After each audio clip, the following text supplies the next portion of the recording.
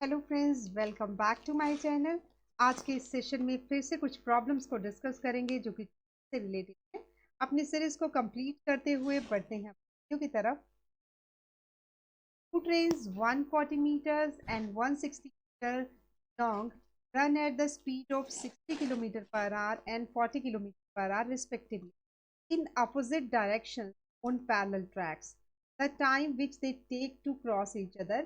दो ट्रेन्स हैं जिसकी लेंथ गिवन है और उनकी स्पीड गिवन है। वो दो ट्रैक्स पे जा रही हैं इन द अपोजिट डायरेक्शन। अब हमें टाइम फाइंड आउट करना है जब वो एक दूसरे को क्रॉस करती हैं। तो इसे कैसे सॉल्व किया जाएगा? जो फर्स्ट ट्रेन है उसकी लेंथ है 140 मीटर और जो दूसरी ट्रेन है वो उसकी लेंथ है 160। तो इनकी स्पीड्स गिवन है 60 किलोमीटर पर आवर और 40 किलोमीटर पर आवर। अब हमने क्या करना है, हमने फाइंड आउट किया रिलेटिव।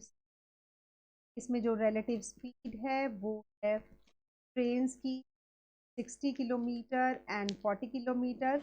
रिलेटिव स्पीड दोनों पैरेलल ट्रैक्स पे है और एक दूसरे को क्रॉस कर रही हैं, तो इनकी रिलेटिव स्पीड 60 प्लस 40 दोनों को प्लस किया तो यहाँ पर आ जाएगा 100 kilometre per our. 100 kilometre per our को कन्वर्ट किया मीटर पर सेकंड में 5/18 के साथ मल्टीप्लाई किया तो यहाँ पर 2 9 18 50 250 डिवाइडेड बाय 9 मीटर पर second. Distance covered in crossing each other. Distance covered in crossing each other, यहाँ से हम कैलकुलेट करेंगे 140 प्लस 160, यानी कि दोनों की जो लेंथ है वो ऐड हो जाएगी। 140 प्लस 160 ये आ जाएगा 300 मीटर्स। अब कितना टाइम लगेगा? तो speed is equal to distance upon time. यहाँ से टाइम को कैलकुलेट किया, यहाँ से रिजल्ट आएगा डिस्टेंस अपॉन जो डिस्टेंस है वो है 300 मीटर्स और जो स्पीड है वो है 250 divided by 9। 300 multiply by 9 divided by 250,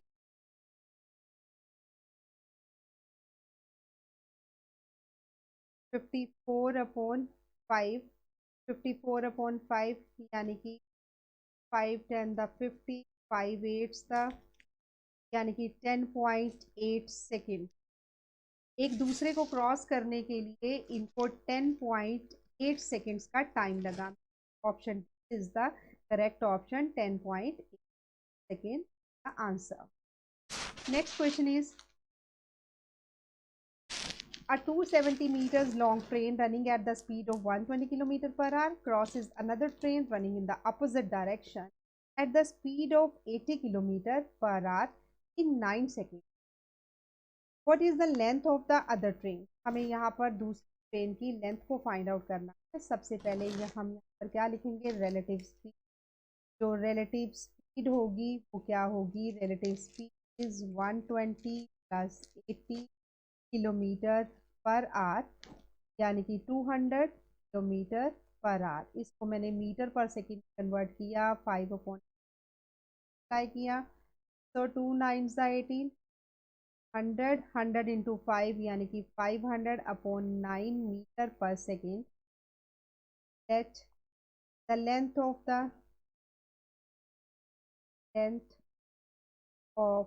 the other train is, train की हमको फाइंड आउट करना है। Other train is x meters, so speed is equal to distance upon time। यहाँ से हमारे पास स्पीड है 500/9। एक ट्रेन की जो लेंथ है वो है 270। टोटल डिस्टेंस यानी कि दूसरी जो हमारी ट्रेन है उसकी लेंथ भी इंक्लूड होगी, plus x divided by time. और जो यहाँ पर हमारा टाइम है वो कितना है? 9 सेकेंड्स। क्रॉस मल्टीप्लाई किया, क्या आ जाएगा? 5 ज़ा 45, 100, 9 270 प्लस एक्स, यहाँ से रिजल्ट आएगा 4500 is equal to 27 9 the 243 430 plus 9x solve किया 4500 minus 2 divided by 9 equal to x.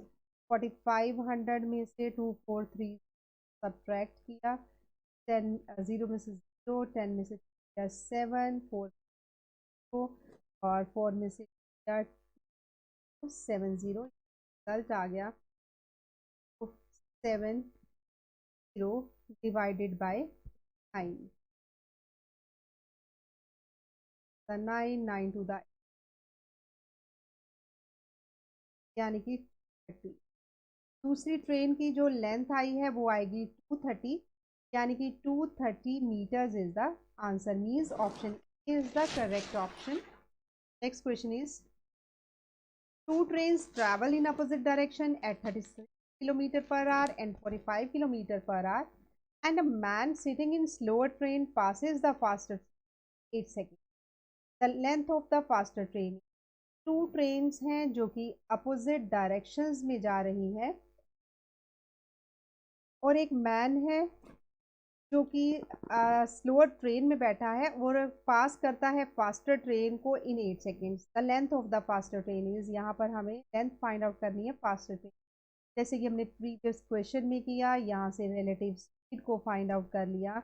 Relative speed होगी हमारी, relative speed is 36 plus 45 kilometre per our, यानी कि 81 किलोमीटर पर आवर। इसको मीटर पर सेकेंड कन्वर्ट किया, 5/8 मल्टीप्लाई किया, तो यहाँ से 6 था 18, 27, 3 2 6, 9 था, यानी कि 45/2 मीटर पर सेकेंड आ गया। अब मैंने क्या फाइंड आउट करना है, यहाँ से मैंने लेंथ फाइंड आउट करनी है फास्टर ट्रेन की।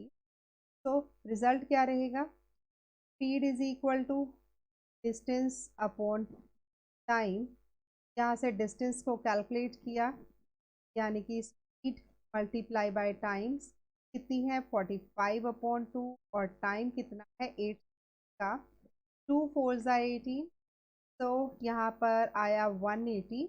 जो डिस्टेंस आई है 180 मीटर, यानी कि ये हमारी आई है length of the faster train, that is 180। Option D is the correct option. Next question is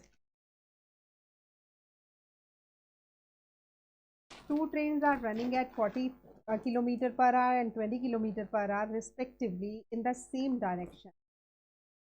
Fast train completely passes a man sitting in slower train in 5 seconds.